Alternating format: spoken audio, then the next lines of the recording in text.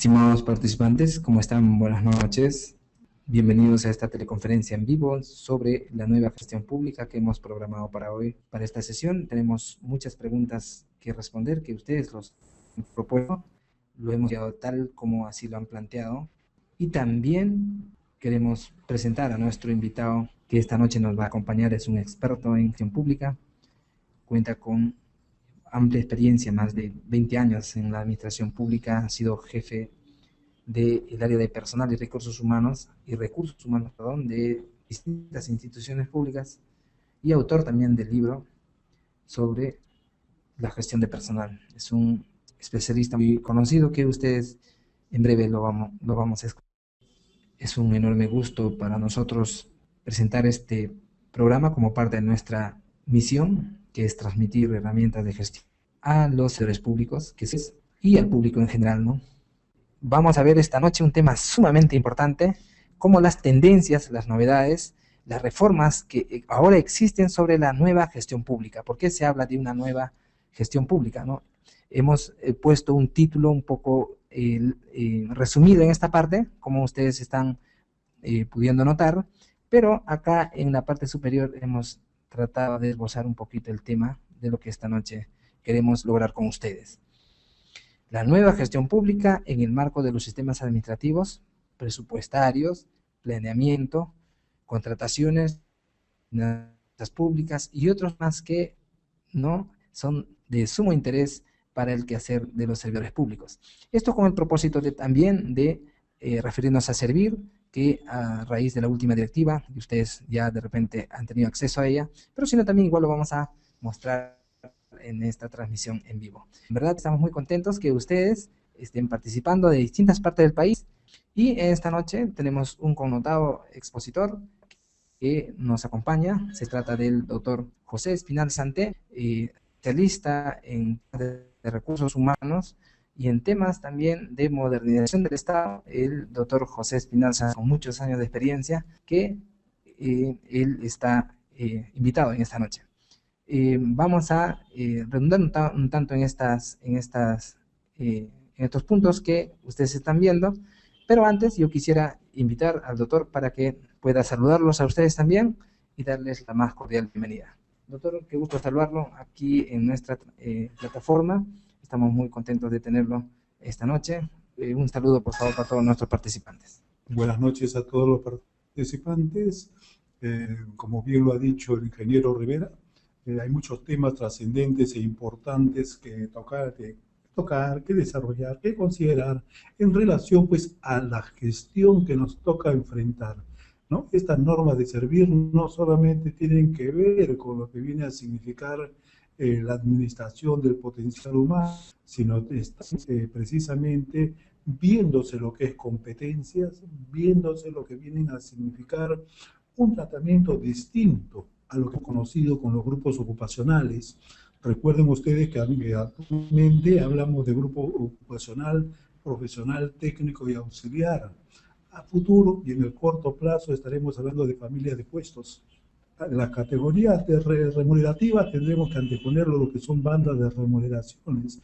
Y toda esta banda de remuneraciones y familias de puestos tienen que ver con la función y las competencias que tiene cada trabajador para estar ubicado en la correspondiente área, ¿no? de la institución. Es así que OCE está dando acreditaciones para trabajar en las áreas de logística. Será Servir quien otorgue las certificaciones para trabajar precisamente en las áreas de recursos humanos. Y así cada ente rector tendrá que calificar a su personal para que pueda desarrollarse en determinadas de lo que viene a significar órganos de apoyo, órganos de asesoramiento. Ya no serán las actuales condiciones en las cuales estamos trabajando allí. Podemos saber mucho, regular o poco, pero allí venimos trabajando. A futuro, como les digo a ustedes, en el corto plazo, todo será en base a certificaciones, a acreditaciones, que nos van a solicitar a hacer los procesos de selección correspondientes.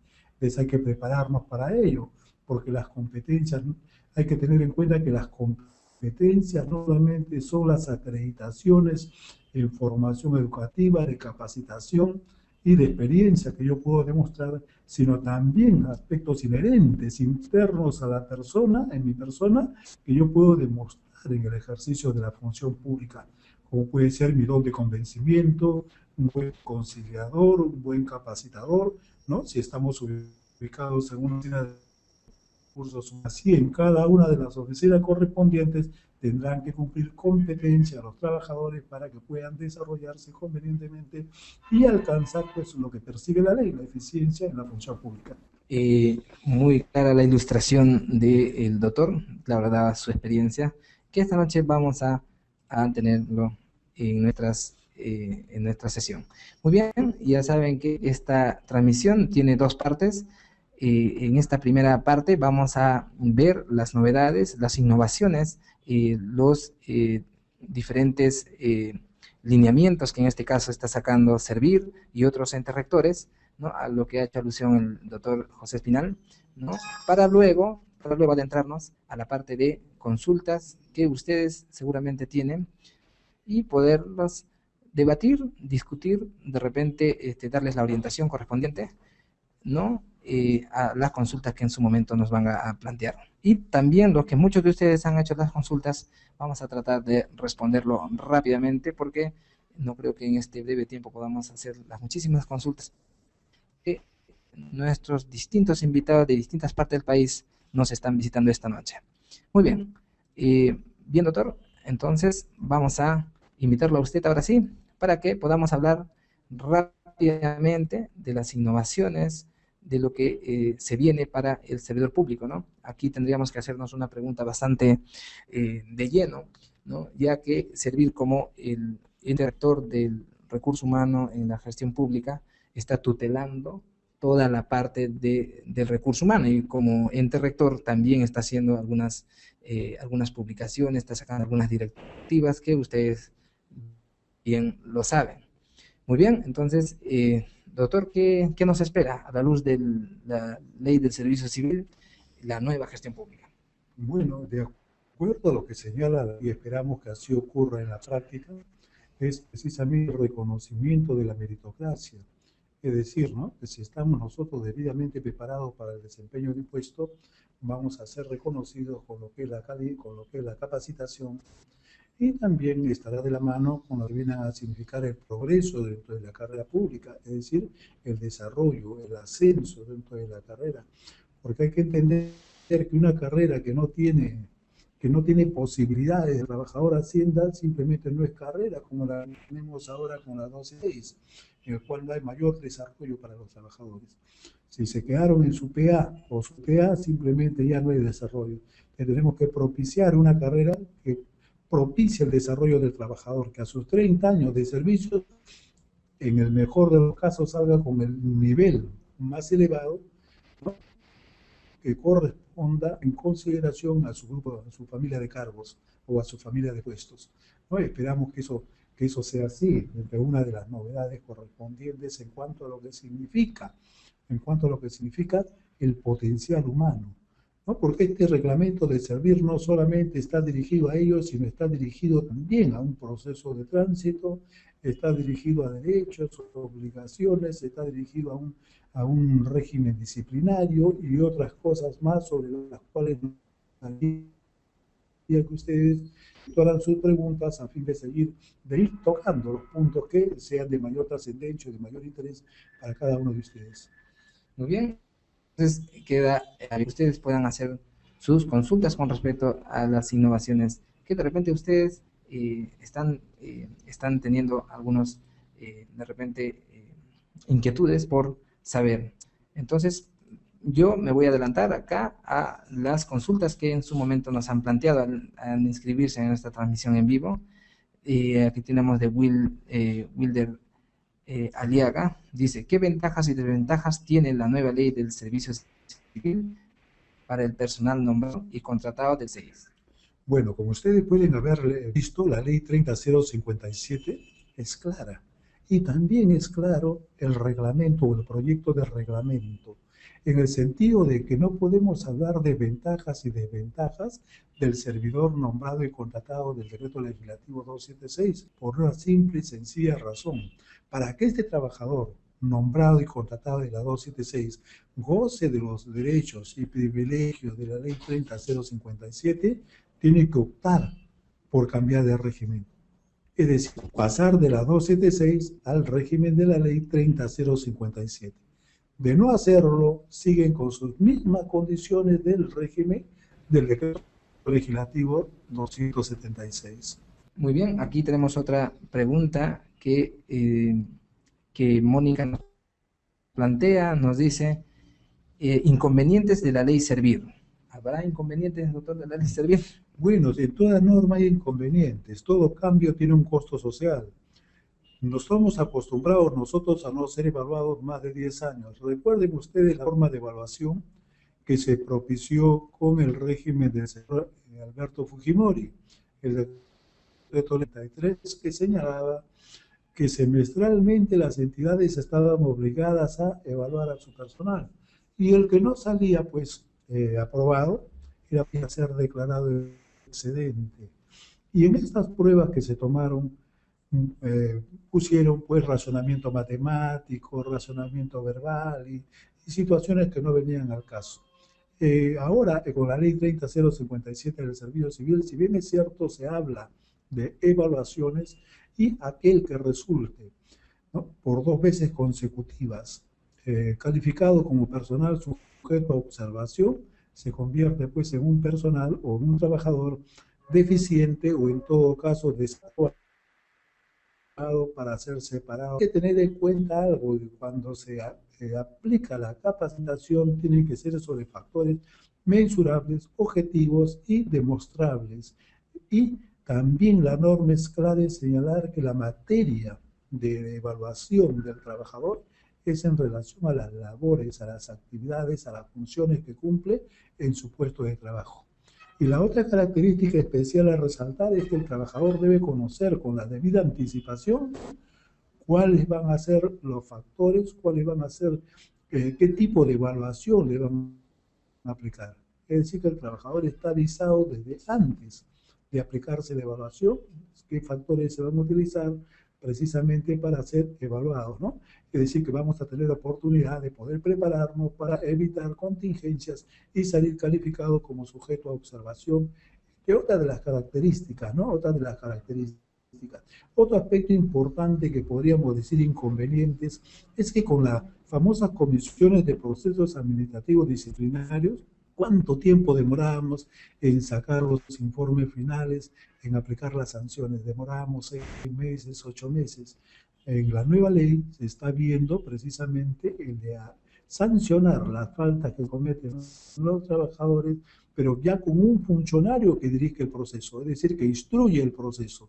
Ya no una comisión, sino un funcionario, sea el jefe inmediato o sea el jefe de personal, ¿no?, quien dirige el proceso, presenta los informes y luego de ello salen los resultados correspondientes, ¿no? Es decir, que la destitución, el despido puede darse en el más breve plazo en consideración a cómo venimos actuando actualmente con las denominadas comisiones de procesos administrativos disciplinarios. Otros aspectos que yo diría inconvenientes, bueno, que los trabajadores estamos obligados ahora a calificarnos, a adquirir las competencias para cubrir los cargos que nos van a ser asignados. Es importante considerar eso y sobre todo, no tanto la formación educativa, la experiencia y la capacitación, sino a condiciones intrínsecas que tenemos o que podemos desarrollar, por ejemplo, comportamientos éticos que tenemos que asumir precisamente para poder desarrollar determinados cargos, ¿no?, que se denominan sensibles, como áreas de contabilidad, de logística, en las cuales se manejan pues los recursos del Estado. Pues hay necesidad de contar con ello, y no solamente con los trabajadores que son pues los servidores, sino fundamentalmente también con los de arriba, ¿no?, con los funcionarios, que es donde mayormente se trasluce estos temas de inmoralidad. Muy bien, entonces amigos, tienen la oportunidad de hacer también ustedes sus consultas. Aquí estamos viendo una serie de consultas que ustedes también lo están viendo. Aquí hay uno que dice: sobre el Servir, un comentario sobre los que están en el CAS. Más bien, ¿qué impacto tendría la ley Servir en los CAS? ¿No sería de repente una pregunta interesante? Yo estimo que la ley 30057 está encaminada precisamente a querer involucrar en sus alcances a los contratados CAS.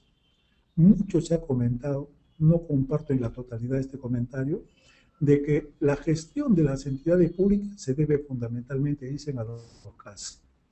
Porque los trabajadores de los regímenes laborales de las 276 y 728 dicen, bueno, hasta aquí me pagan, mi salida es a las 4:45, me retiro, y bueno, y son los casos que se quedan hasta más horas de la noche, también con la esperanza de que les renueven los contratos, dicha sea de paso, y es la población. Vean ustedes que a excepción del sector salud, donde se vienen nombrando a contratados CAS en listas que se han aprobado, ¿no? Y la mayoría de entidades, los trabajadores de las 276 ya sobrepasan los 50 años. Y si hablamos del decreto legislativo 728, están por los 45, 48. Entonces ya son mayores. Entonces lo que quieren captar es a la gente joven. Y la gente joven, en lo fundamental, está en los CAS. Pero recuerden ustedes que el régimen CAS es un régimen transitorio. La ley 29849 señaló que era transitorio, pero no señaló cuánto iba a durar. Ahora la ley 30057 ya dijo cuánto va a durar. A partir de que se expida la resolución con la cual se da inicio al proceso de tránsito al servicio civil, los contratados CAS tienen un plazo de 6 años para poder ingresar al servicio civil, ya sea en la entidad en la cual estén trabajando o cualquier otra entidad del sector público, para poder alcanzar un puesto de trabajo. De no hacerlo, cuando culmine todo el proceso que está señalado, que es en 6 años, cuando termine todo el proceso, ¿no?, de transferencia al servicio civil, los que se han quedado con contrato CAS se extinguirán sus contratos. ¿Ya? Tienen un plazo de 6 años para buscar a dónde acomodarse, a dónde ir. Vuelvo a repetir, puede ser en su propia entidad cuando se hagan las convocatorias, o puede ser cualquier otra entidad del sector público cuando realicen las convocatorias. Se va a producir un desplazamiento. Por ejemplo, yo laboro en el Cusco y quiero postular a una entidad de Lima. Si reúno los requisitos, trasladando del Cusco a Lima. De repente, algunos cargos especiales de desarrollo en un lugar determinado, ¿no?, del país, por ejemplo, ¿no?, estratégicamente en Arequipa, se ofrece un buen cargo a un trabajador muy bien calificado, y de repente los de Lima se animan a postular y se dan con un buen cargo hacia esa entidad de Arequipa. Recuerden ustedes cómo se viene efectuando el tránsito de lo que es los gerentes públicos, donde no solamente van a entidades de Lima, sino también a entidades de provincias, entendiéndose que estos gerentes públicos son los mejores calificados aquí en Lima. Y también los gerentes públicos, en su mayoría gente joven, porque hay gente mayor, como quien les habla, para irse 3 años a provincia ya un poquito difícil, ¿no? Muy bien. Y aquí hay una consulta un tanto interesante. Dice, beneficios de la ley Servir para los empleados públicos. Como les decía, hablar de beneficios de la ley de Servir, mejor dicho, para que yo pueda gozar de los beneficios de la ley de Servir, tengo que decidirme a pasar a la ley de Servir, postular, ganar el proceso de concurso, y una vez que paso, gozo de todos los beneficios de la ley de Servir. Si simplemente yo decido no cambiarme, seguiré gozando de los derechos y privilegios que me otorga mi régimen laboral, ya sea de la 728 o la 276. Muy bien. Aquí una consulta de Wilfredo nos dice, la nueva gestión pública predica la simplificación administrativa, pero aún continúan las barreras burocráticas. Al respecto, ¿qué medidas tomar? Bueno, existen, ustedes saben, normas de simplificación administrativa como la ley 29060, que privilegia precisamente el silencio administrativo positivo, y también, ¿no?, los procedimientos de aprobación automática. Pero acá hay un temita bien interesante que ver. Mientras que las entidades de los denominados gobierno nacional aprueban sus TUPAs a través de la PCM, de la Presidencia del Consejo de Ministros, quien le da luz verde para aprobar nuestro TUPA, las universidades, las municipalidades, los gobiernos regionales aprueban sus TUPAs con una norma interna de su entidad, Entonces no posibilita que el ente, que la Secretaría de Gestión Pública de la PCM, que tiene que ver con esta modernización y la simplificación administrativa, no revise esos TUPAS. Simplemente, ¿no?, esos TUPAS se aprueben internamente. Si no, pregúntense ustedes por qué las universidades cobran tan alto, ¿no?, lo que viene a significar la obtención de un grado de bachiller, de un título profesional, o una municipalidad cuánto cobra precisamente por un matrimonio, de repente en la propia municipalidad, si es el registrador o si es el alcalde, o si es en la casa de quienes contraen el matrimonio, ¿no? No, por ponerle simplemente ejemplos rápidos, ¿no? Entonces hay que buscar que efectivamente simplificar la simplificación administrativa, pero dentro de la simplificación administrativa también estamos nosotros como seres humanos. En el lugar donde trabajo encuentro secretarias que no me tramitan un expediente si es que no viene, ¿no? Me dicen, por ejemplo, yo pongo memorando, me dicen, no, no puede ser memorando, tiene que ser nota o tiene que ser informe. Muy bien, entonces estábamos viendo sobre, ¿no?, los temas administrativos. Bueno, con la disculpa del caso, ¿no?, la interrupción de una llamada telefónica de la oficina en la cual laboro, ¿no? Entonces, como les decía a ustedes, ¿no?, acá en el tema de servir es interesante de ver, y un poco semejante a la ley del profesorado. Si yo quiero acceder a nuevas remuneraciones, a poder ascender, tengo que pasar a la ley de servir. Estimo, creo, que un poco van a entrar a la congeladora los señores que decidan no cambiarse y permanezcan en su régimen 276-728. El Estado estimo que está esperando que se extingan estos regímenes laborales. Con el último trabajador del decreto legislativo 276 que cese, desaparecerá la 276. Con el último cese del trabajador de la 728, desaparecerá la 728 para el sector público. Y todo quedará en un solo régimen, como dice la norma, el régimen del servicio civil. ¿Ya? Entonces esa es la intención en este asunto. A ver, aquí hay una consulta un tanto bastante interesante de Elba Flores. Dice, ¿cuáles son las limitaciones de la nueva gestión pública? Yo estimo que existen normas muy interesantes, ¿no? No solamente, miren ustedes, en el sistema de recursos humanos, ya alguien mencionó las normas de simplificación administrativa, pero también vemos en el campo informático, miren ustedes cómo se ha modernizado el trabajo que hacemos. Ahora hablamos de SIAF, ahora hablamos de SIGA, ahora hablamos de planillas electrónicas. Miren ustedes cómo nos vamos modernizando.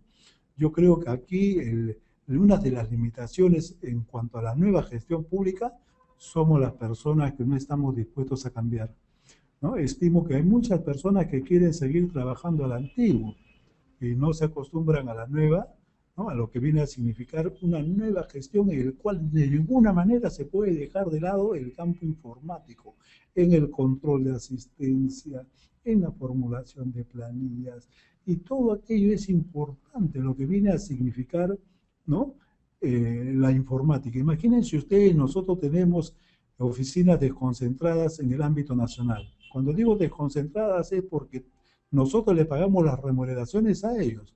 Ellos registran su asistencia en un reloj que está conectado con Lima, de tal manera que es como que estuvieran registrando en Lima. Y luego vienen sus justificaciones. Pero tenemos dos señores que trabajan en control de asistencia que siguen pidiendo los reportes en Excel, que siguen pidiendo los papelitos. Es decir, que no nos acostumbramos a la modernidad. Y la modernidad exige que cada vez avancemos más en lo que viene a significar el uso de los sistemas informáticos, ¿no? Y también nosotros modernizar, sacarnos el cassette de lo rutinario, de lo atrasado, y ponernos el cassette en nuestro cerebrito de la modernidad.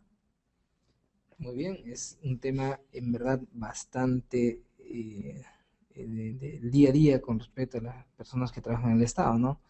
Antes, pues, para hacer determinada gestión había que tomar ciertos procesos burocráticos que eran físicos, pero ahora no. Ustedes saben que la automatización que crea el SIGA es interesante para hacer sus requerimientos, por ejemplo. Está el SIGA, está el SIAF, que ahora automatiza todo el proceso financiero, ¿no? Está también el SEACE, que ya debemos de manejar como herramienta básica en la gestión pública, ¿no? Aquí tenemos otra consulta de Wilder Rojas. Nos dice, ¿cuál será el impacto de la ley del servicio civil en la nueva gestión pública en el corto plazo? Estimo que se cambian los moldes de lo que es la gestión pública. De ahí un poco que la ley está obligando a los trabajadores precisamente a convertirse en servidores eficientes, ¿no? Eficientes. Bueno, yo hablo de la ley, ¿eh? No, en la práctica pueden ocurrir las malas conductas de algunos funcionarios. Nosotros estamos rescatando lo que dice la norma legal, ¿no? Entonces se va a propiciar precisamente la calificación del trabajador. Acuérdense del PDP, acuérdense del Plan de Desarrollo de Personas, con las cuales hay que descubrir las brechas que existen entre lo ideal y lo que realmente tenemos. Es decir, que si yo tomo mi CAP en los actuales momentos, porque es un documento de gestión que tiende a desaparecer con la implementación de la ley del servicio civil, y tengo pues 50 plazas, por ejemplo, en una entidad, comienzo plaza por plaza, sin importarme quién está ocupando esa plaza o ese cargo, sin importarme quién lo cubre, tengo que buscar o tengo que decir en lo ideal que requiere mi entidad para cumplir las funciones de ese cargo. Ah, requiero a alguien que tenga una maestría, lo señalo. Requiero que tenga experiencia, ¿no? en labores similares. ¿Por cuánto tiempo? Requiero también que cuente con capacitación sobre determinada materia, pero también requiero, como les decía a ustedes, las competencias, valores, ¿no? Principios éticos y todas esas cositas. Bueno, y luego digo, ¿quién ocupa esta plaza? Juan Pérez. Vamos a ver su legajo de Juan Pérez. ¿Qué acreditación educativa tiene? ¿Qué experiencia? ¿Qué capacitación? Y luego lo entrevistamos a Juan Pérez para poder verificar las cualidades del líder y todas las condiciones que estamos pidiendo dentro de las competencias. También podemos conversar con sus subordinados o con sus superiores.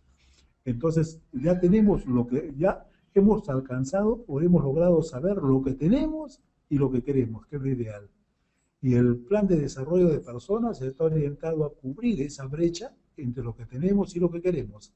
Y para eso se nos ha señalado un plazo de 5 años para propiciar la capacitación y los trabajadores puedan alcanzar la calificación que como ideal nos hemos forjado para nuestra entidad.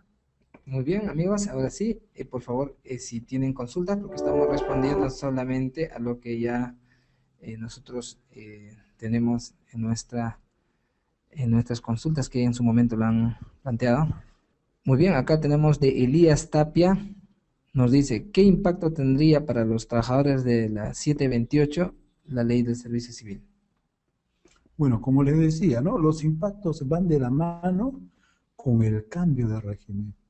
Si yo soy un trabajador de la 276, digo cuánto gano y cuánto recibo, pues también por los incentivos que me otorga a través del CAFAE. Es decir, que no están sinceradas mis remuneraciones. ¿Ya? No están sinceradas mis remuneraciones porque percibo mucho más como incentivo que por derecho remunerativo. Por ahí es conveniente, no sé si llegará a sincerarse las remuneraciones o seguirán entregándose del mismo modo. Ojo de que ya el MEF está aprobando para cada una de las entidades lo que significa el incentivo único. Ya no hablamos de incentivo fijo, incentivo variable, incentivo complementario. Se está hablando de un incentivo único y la intención es seguir dando esos incentivos. También el trabajador de la 276 percibe aguinaldos, es decir, no percibe certificaciones en los meses de julio y diciembre. Aguinaldos que van de la mano con la capacidad presupuestal que tiene el Estado para pagarle. En estos casos, de acuerdo a la ley de presupuesto, se señalan que son 300 soles en cada oportunidad. Entonces ellos tienen que evaluar y decir, ¿me conviene o no me conviene cambiarme si me van a dar en el régimen del servicio civil una gratificación, ¿no? Es decir, un sueldo por en cada una de estas dos oportunidades? El trabajador del régimen del decreto legislativo 728 tiene derechos mejores que los que tiene el servidor de la 276, por cuanto gozan pues de su remuneración básica, pero la básica que realmente es real, que es el ingreso más importante que tiene el trabajador y no una básica de 0.04 o 0.05 como tiene el de la 276. Igualmente tiene, entre otros, la gratificación de julio y diciembre, que es ascendente a una remuneración. Tienen también una póliza, ¿no?, un seguro de vida en relación al decreto legislativo 688. 688, ¿no?, en caso de accidente, en caso de fallecimiento. También, miren, ustedes tienen el tratamiento de lo que es la compensación por tiempo de servicios, a razón de un sexto, ¿no?, de depósito. Bueno, no hablemos de depósito, pero sí de un cálculo que hace la entidad con relación a los sextos que se tienen que efectuar, ¿no? Los cálculos que se tienen que efectuar cada 6 meses, ¿no?, que se tienen que efectuar cada 6 meses y que queda, como en todo caso, como previsión para pagar al trabajador cuando se produzca el cese, situación que no tiene la de la 276. Muchos de los trabajadores de la 728 han decidido, me comunican, ¿no?, que se deciden no cambiar porque realmente su régimen en el cual están les resulta conveniente, ¿no? Pero la única preocupación, al menos para quien habla, es que el permanecer en su régimen podría darse también el caso de que queden congeladitos, es decir, ya no haya más aprobaciones de nuevas escalas remunerativas o políticas remunerativas, como se les conoce, y queden congelados hacia futuro, ¿ya? Pero bueno, yo no les voy a decir, oye, la de la 276 deben cambiarse, la de la 728 deben cambiarse o no deben cambiarse ninguno de los dos. No, no está en mi intención decir eso, pero sí les pongo sobre la mesa, ¿no?, las condiciones en las cuales tienen cada uno de estos dos regímenes para que no puedan optar quienes pertenecen a cada uno de ellos. En el caso de los CAS, sí les recomiendo que busquen pasar al servicio civil. Les recomiendo que postulen a sus propias entidades o a cualquier otra entidad de su ámbito o de fuera de su ámbito. Porque de no conseguir una plaza, vuelvo a repetir, en 6 años contados a partir de la fecha en la cual se declara el inicio del tránsito al servicio civil, simplemente van a perder el trabajo que tienen, ¿ya?, porque ellos no gozan de estabilidad laboral ni nada por el estilo. Muy bien, ahí está la recomendación de un experto para que ustedes puedan tomarlo en cuenta. Muy bien, estamos con la participación del doctor José Espinal Santé, profesional en gestión de recursos humanos, más de 20 años de experiencia. Entonces, lo hemos invitado para que esta noche nos hable un poco de la modernización y la nueva gestión pública que nos tiene ocupados y estamos conversando con ustedes. También ustedes han hecho aquí algunas otras consultas con respecto al presupuesto, con respecto al CIAF, con respecto a contrataciones públicas, etcétera, etcétera, el mismo que se desarrollarán en nuestros diplomados especializados para cada caso.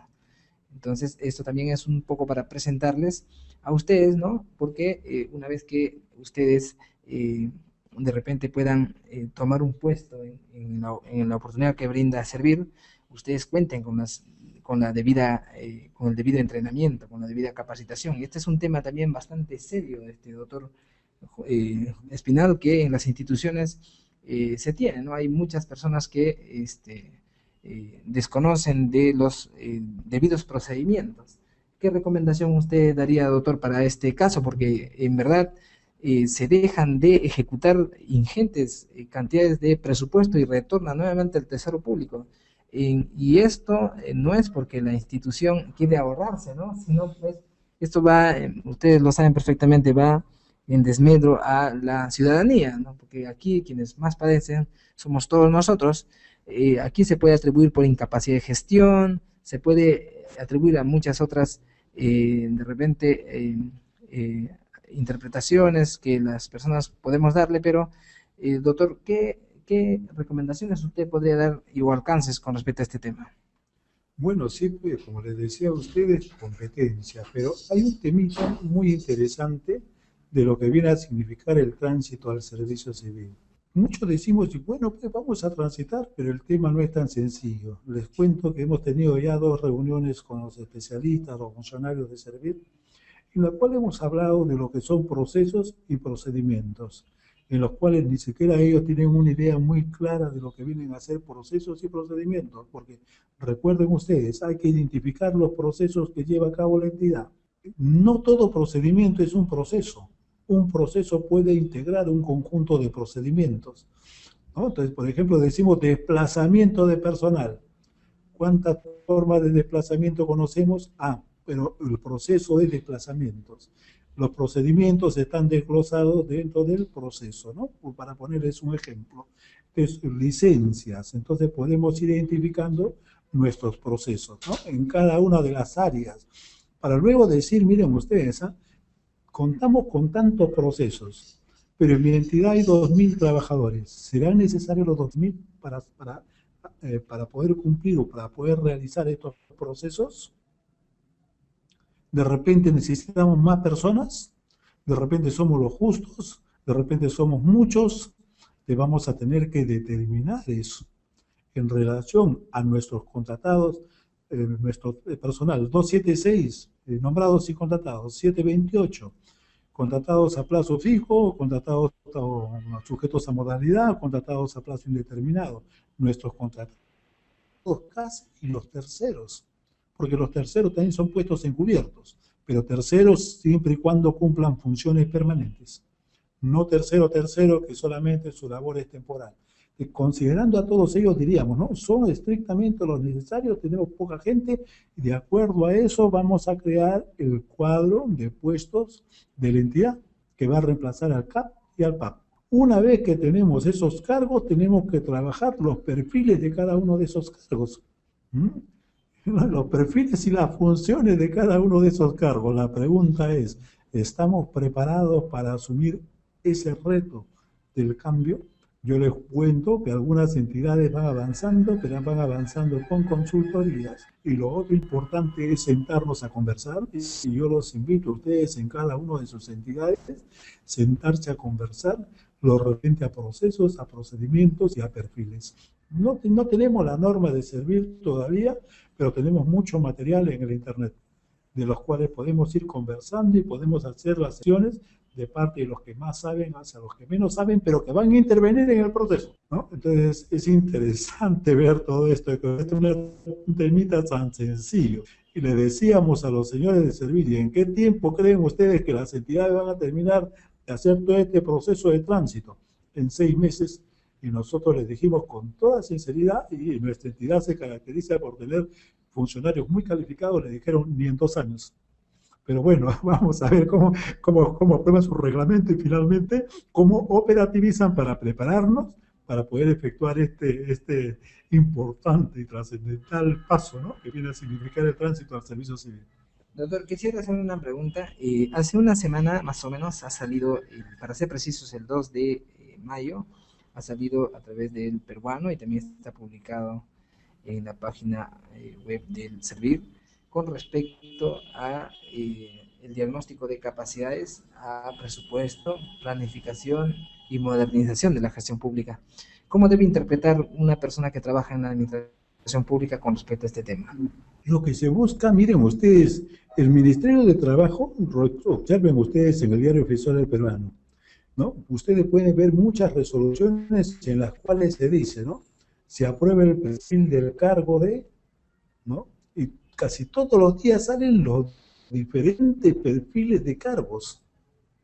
Entonces, Servir está comenzando después de más de 15 años en blanco en lo que significa la administración del potencial humano. Recuerden ustedes que el INAP se fue liquidado en 1995. Desde ahí no ha habido un ente rector.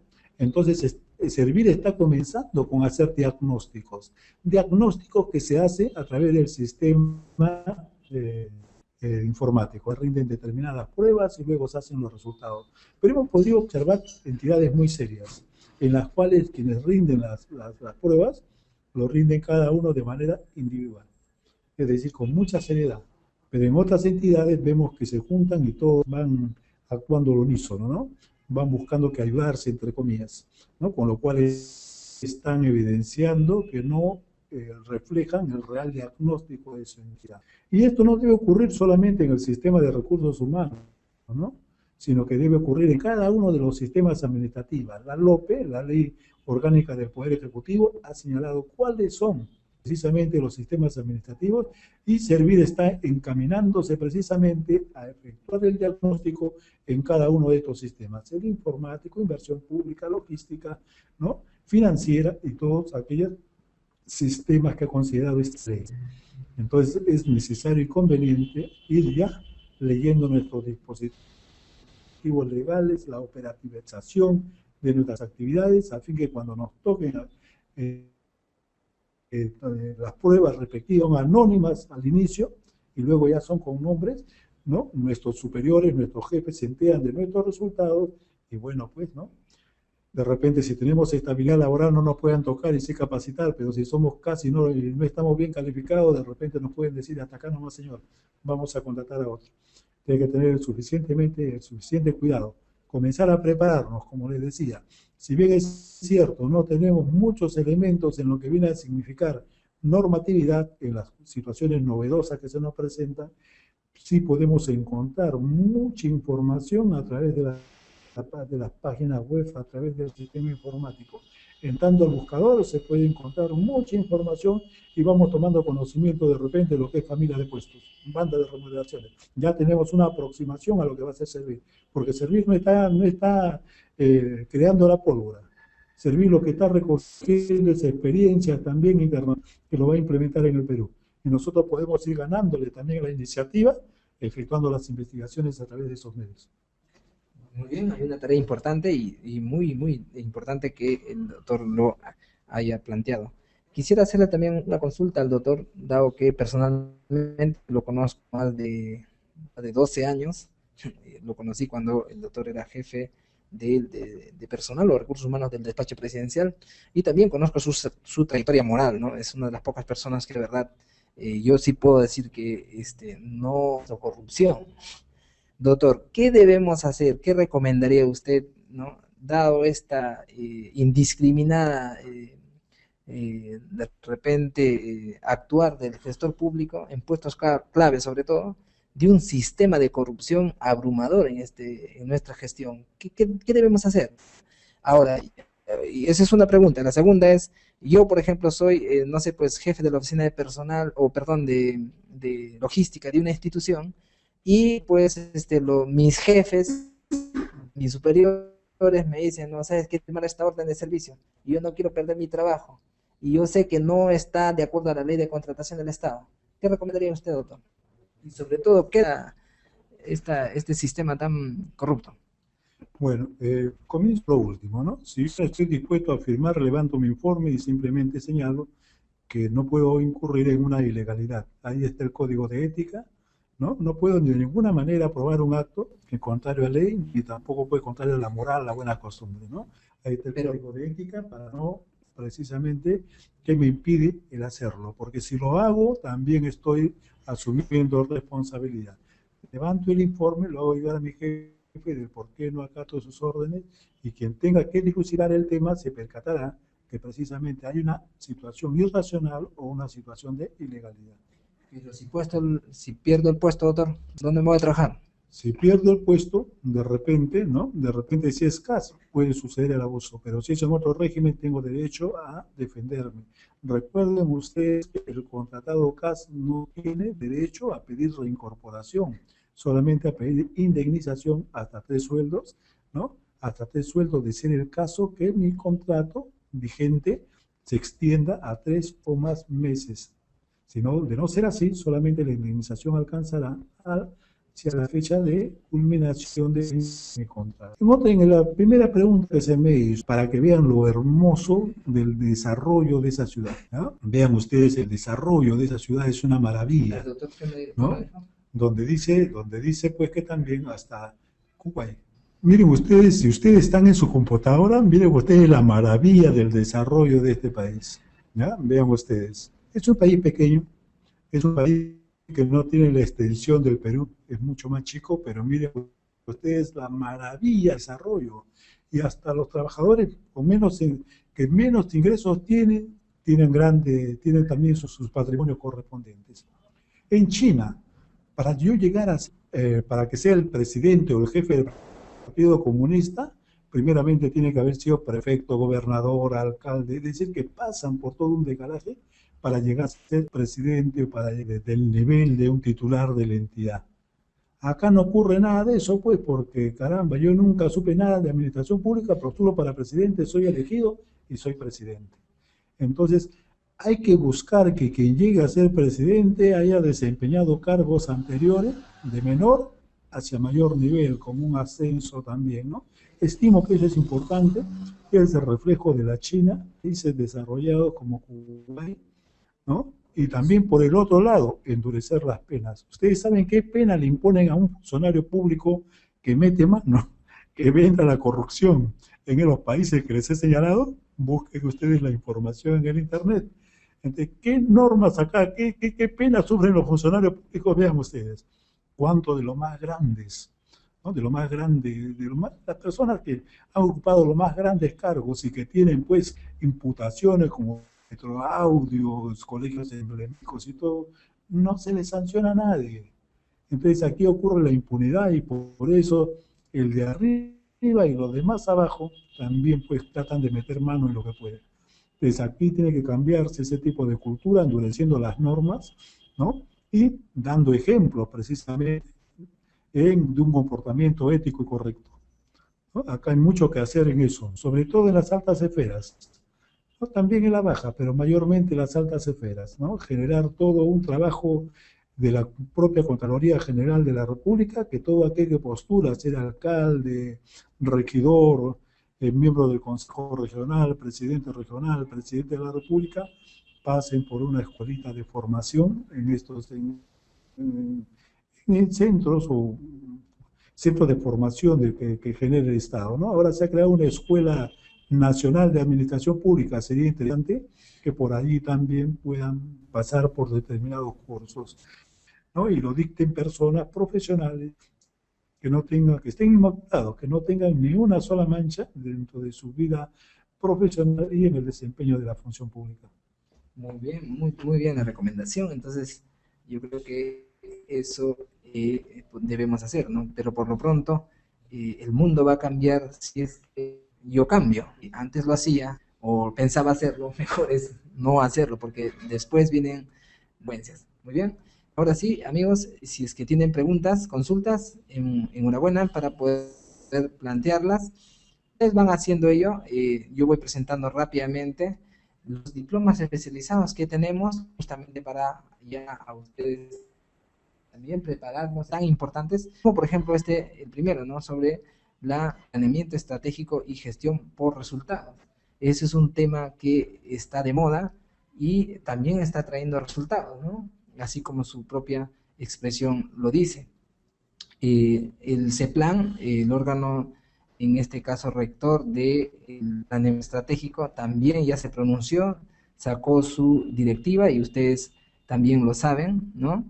Donde ahora hay que empezar a hacer los comités de presupuesto. Yo entiendo que con el afán de certificar a los futuros planificadores, así como lo hace la OCE. Entonces, el tema es que, señores, estos entes rectores tutelan que las personas que trabajan en determinadas áreas cuenten certificación especializada como resultado a una previa capacitación y experiencia que tienen en el puesto. Entonces, es muy importante, amigos, de que ustedes puedan entrenarse, puedan capacitarse.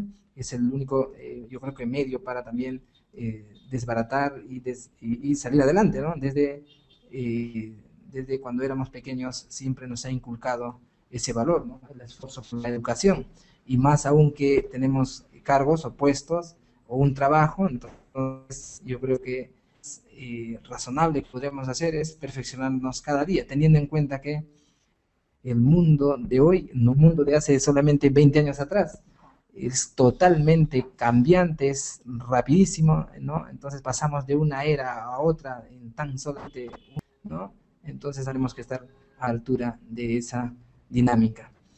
Ustedes saben que el Perú, crisis internacional, sigue teniendo cifras azules en crecimiento.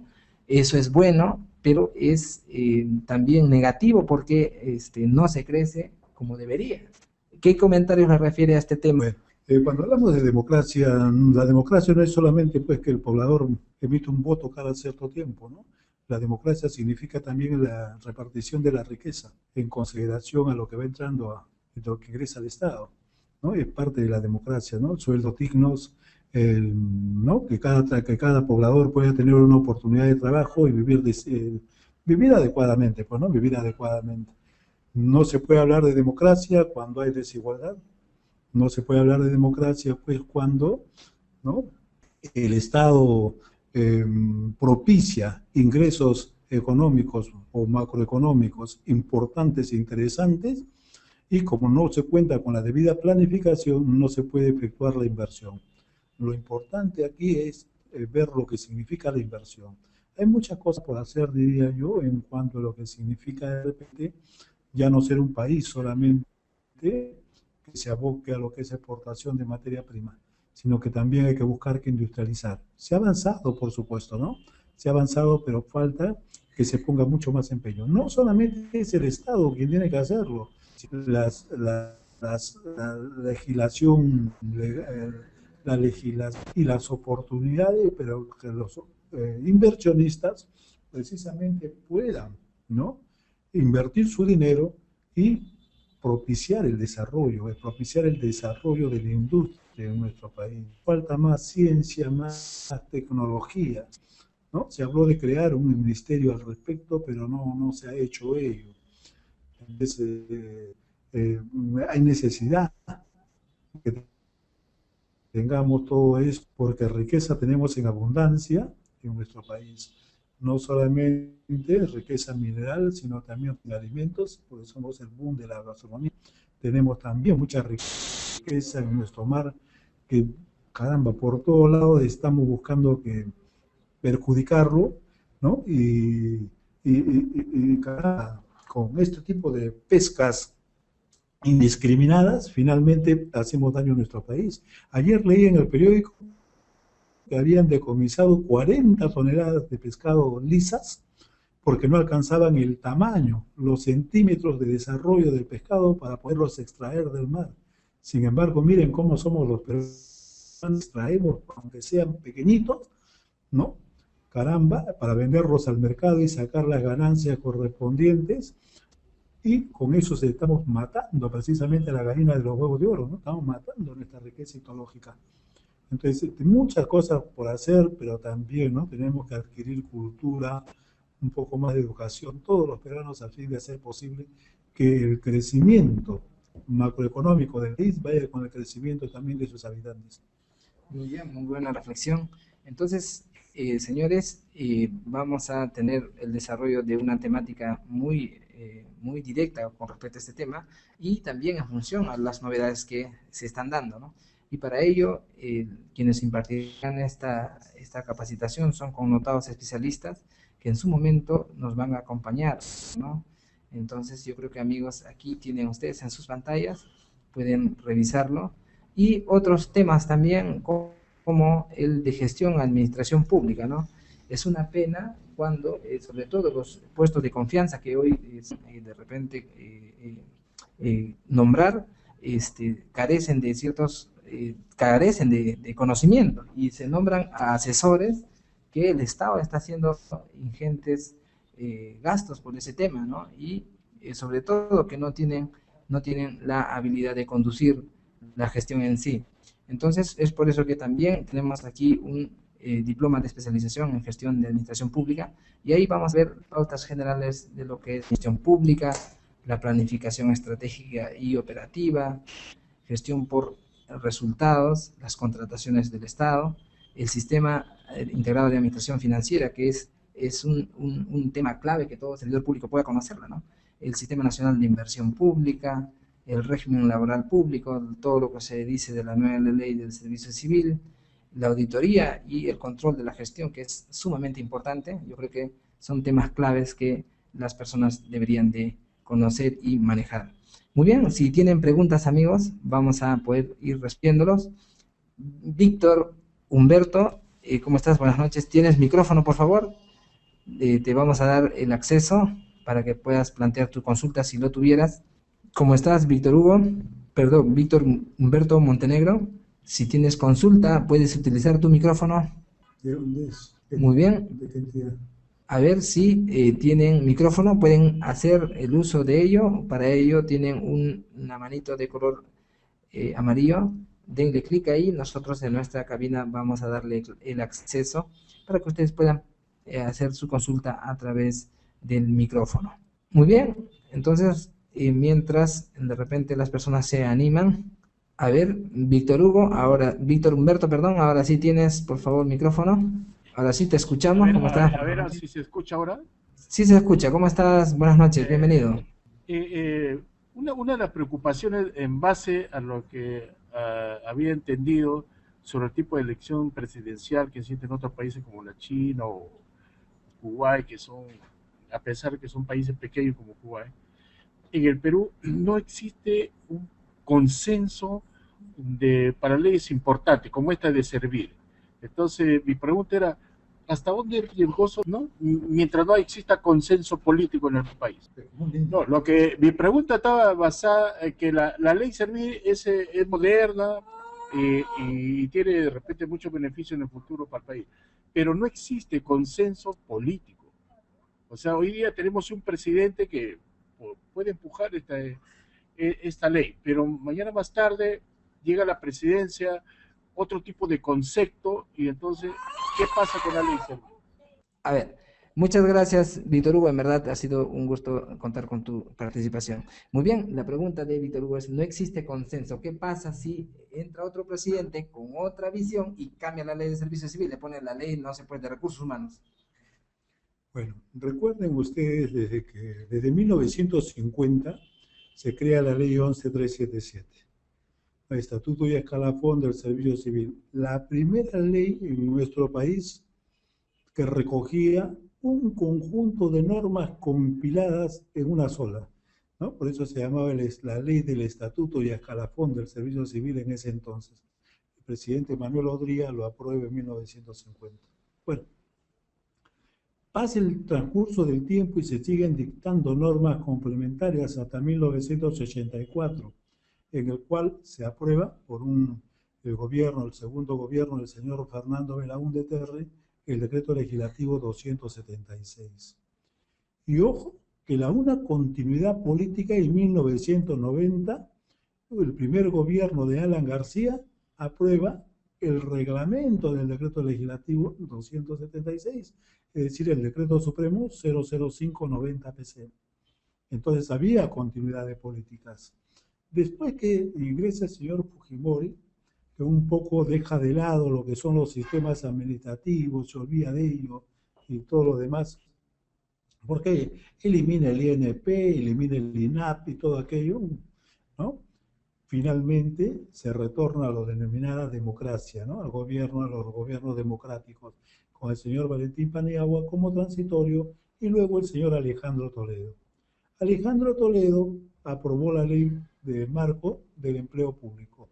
Ley marco del empleo público que propiciaba su desarrollo a través de 5 reglamentos, ¿no? 5 reglamentos, a diferencia del actual que se habla de un solo reglamento, eran 5 reglamentos a ser aprobados por el Poder Legislativo. Ahí ocurrió pues que no tuvieron interés en la aprobación de ello y luego se demostró que no habían las posibilidades económicas para poder hacerlo. Entonces un poco que se dejó estancada esta ley marco del empleo público que sigue vigente hasta el día de hoy, a excepción de los capítulos concernientes a la creación del COSEP y a la creación del Tribunal del Empleo Público, ¿no? Que ahora hablamos del servicio civil, hablamos de servir, ya no hablamos del Consejo Superior del Empleo Público, y hablamos del Tribunal del Servicio Civil y no del Tribunal del Empleo Público. Bueno, recuerden ustedes también que con Alan García, en su segundo gobierno, cuando se aprueba el decreto legislativo 1023, la creación de Servir, ¿no? Que es la creación de Servir y el sistema precisamente del servicio civil. Es ahí cuando se gesta, no es con el gobierno de Humala. Luego pasa el tiempo, viene el gobierno de Humala y le está dando continuidad política. ¿no? Le está dando continuidad política a algo que se inició no con su gobierno, sino que se inició con un gobierno anterior, dejando de lado ya a la ley marco del empleo público. Estimo, creo yo, que si bien es cierto pueden existir discrepancias al interior, discrepancias políticas al interior de un poder legislativo, este poder legislativo ya cumplió con lo que viene a significar la aprobación de la ley como es la 30057. Lo que está en este momento por aprobarse es el reglamento. Y recuerde, amigo, que este reglamento no lo aprueba el poder político, es decir, el legislativo, lo aprueba el poder ejecutivo. Entonces, yo pienso que está en pro de aprobarse este reglamento. Más adelante, bueno, todavía no vislumbramos a los candidatos, ¿no? A las presidencias correspondientes, pero no creo que se desarme, que se retrocede en lo que se viene haciendo. Recuerde también la carrera del profesorado, la de empleado penitenciario, entre otras, ¿no? Entonces se tiene que seguir avanzando en este rumbo.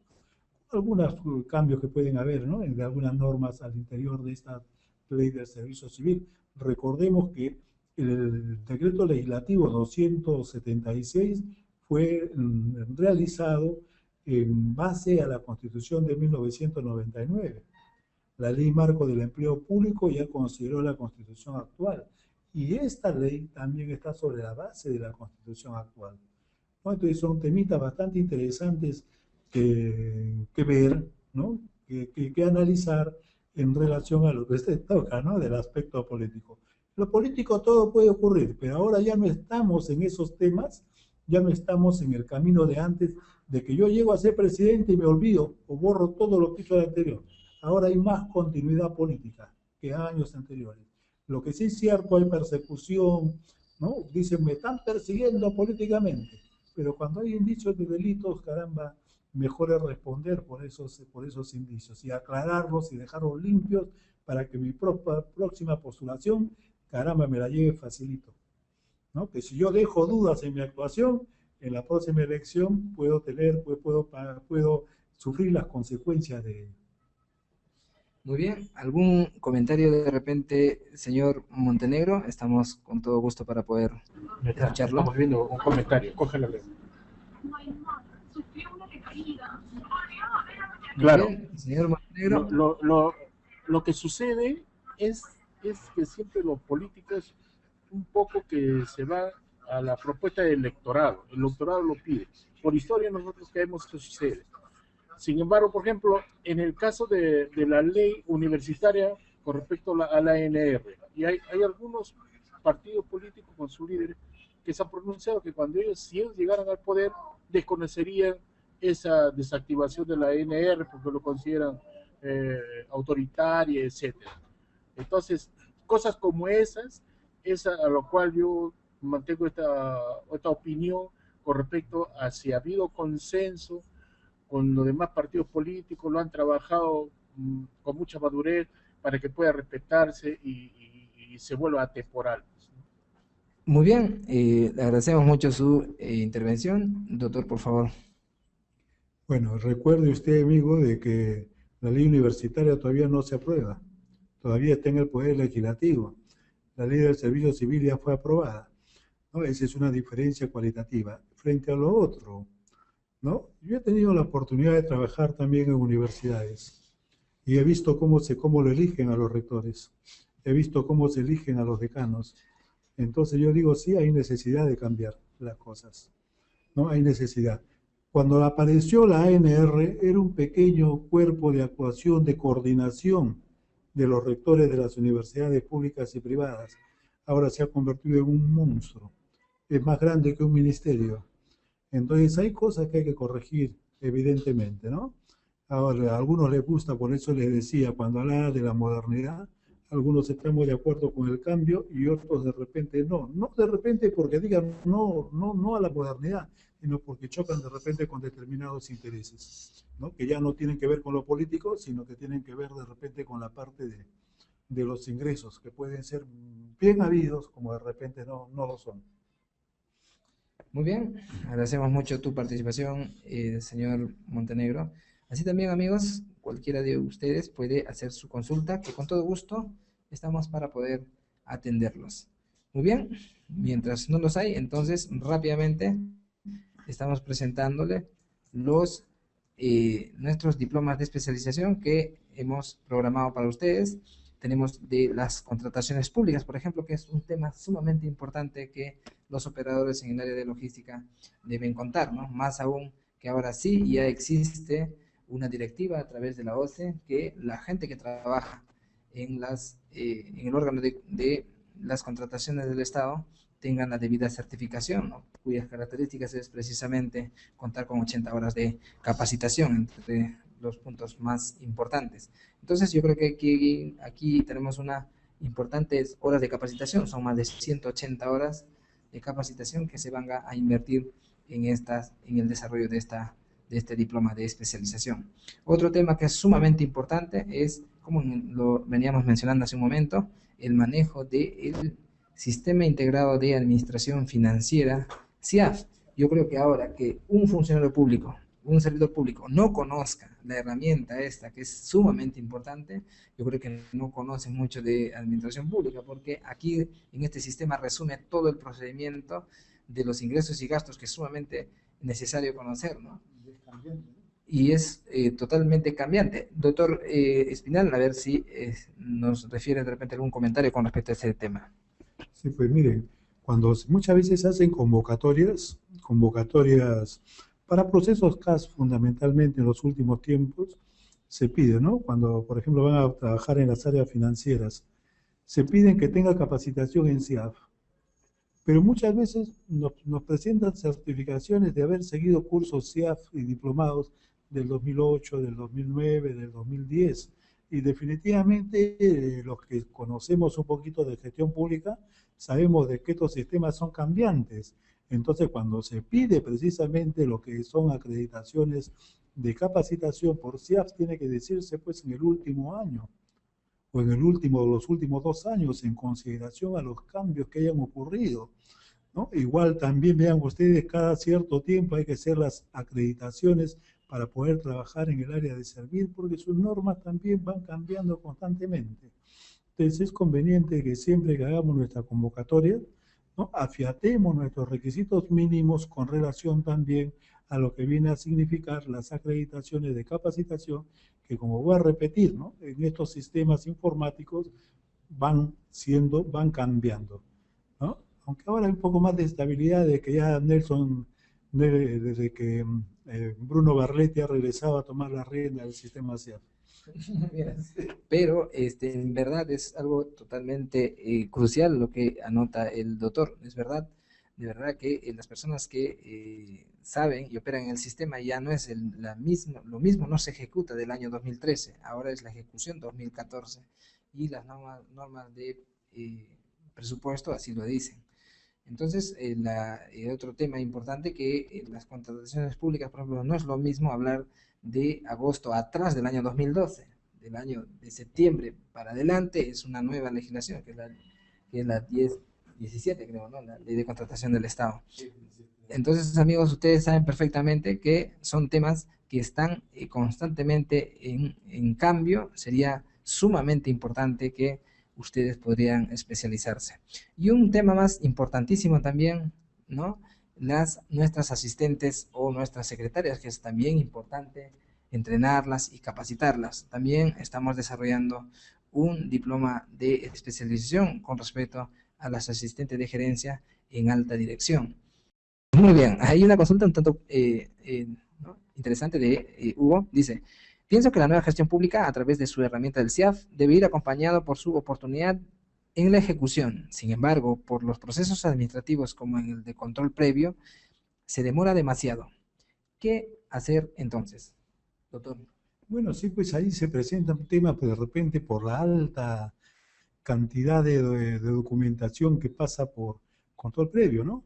Pero también de repente, un poco afiatando el sistema, coordinar con los sectoristas correspondientes para que puedan dar una mejor atención a estos aspectos, ¿no? Porque si control previo no emite su informe, su visto al respecto, no puede ejecutarse el gasto, Y ahí se genera un cuello de botella en los últimos momentos porque todo pasa por allí.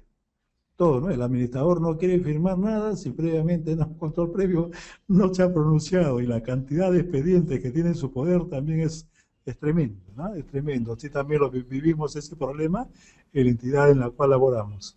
Muy bien, ya vamos terminando esta importante transmisión y aquí estamos muy agradecidos al doctor José Espinal por habernos acompañado. Solamente quiero anotar, amigos, de que estas capacitaciones van a ser transmitidas por importantes expositores, ¿no? Entonces, amigos, yo creo que es una oportunidad para que ustedes puedan tomar una decisión o recomendarlos, ¿no?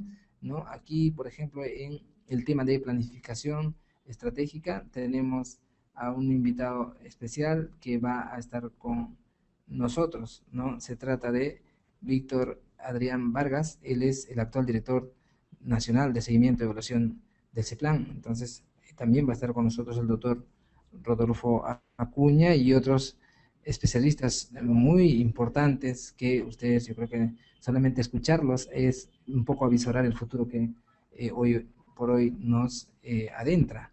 Recuerden que muchos de estos señores también forman parte de foros, de congresos internacionales, y un tanto están siguiendo, como hace un momento el doctor lo planteó, que se siguen modelos de otros países. Doctor, como de repente, y ya terminando el tema, no sé, de repente usted cuenta con esa información, el servicio civil, ¿qué país lo ha desarrollado? ¿Y hace qué tiempo, más o menos?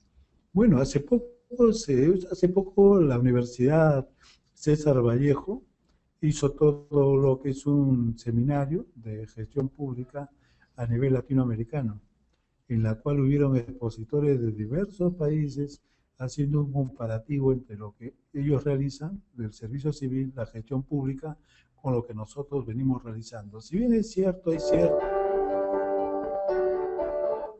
hay ciertas similitudes, lo que no hay son lazos, ¿no? De poder, lazos de actuación.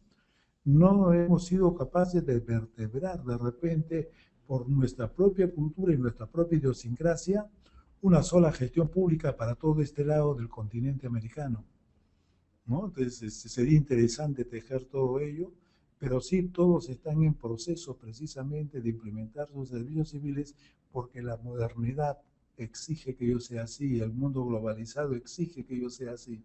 No podemos estar con sistemas obsoletos, ¿no? Necesariamente tenemos que garantizar un cambio hacia la modernidad. Muy bien, entonces, amigos, ahí está ya dada la recomendación correspondiente. Asimismo, amigos, tenemos programas y cursos de corta duración, que son aplicaciones prácticas, como por ejemplo gestión de tesorería, curso para fedatarios, el manejo del SEACE, soporte técnico en el CIAF, cursos básicos del CIAF, cursos básicos también del manejo del SIGA.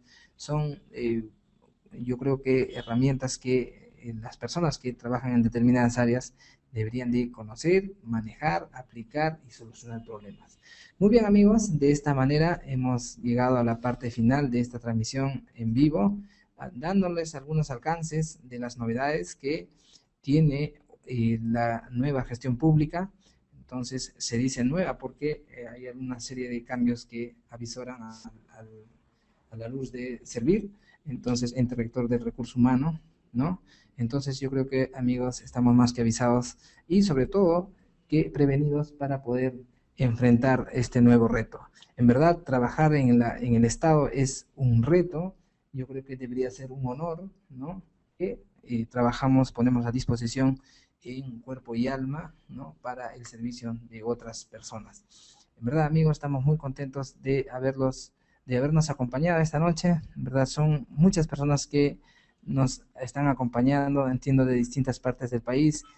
Le damos de verdad eh, la más, nuestro más atento saludo, le enviamos un fuerte abrazo. Doctor, recomendaciones finales y palabras finales a modo de despedida. ¿Cómo no? Bueno, despedirme de ustedes hasta una nueva oportunidad, invitarlos a que estén actualizados con las normas, con todas las normas correspondientes. Cualquier duda, cualquier aspecto referente a la aplicación, a la jurisprudencia, a la casuística sobre cada uno de los casos, qué mejor que consultar con su organización, empresa especializada en lo que es la capacitación, que le va a brindar la mejor atención y va a poner a su disposición a los mejores docentes de acá, de nuestro país y de nuestra capital. Buenas noches. Muy bien, muchas gracias, doctor. Muchas gracias también a ustedes, amigos, por habernos acompañado. Muy bien, ya hemos llegado a la parte final. Estamos muy agradecidos por su participación de cada uno de ustedes, amigos, y con nosotros será hasta una nueva oportunidad. Muchas gracias y tengan ustedes muy buenas noches.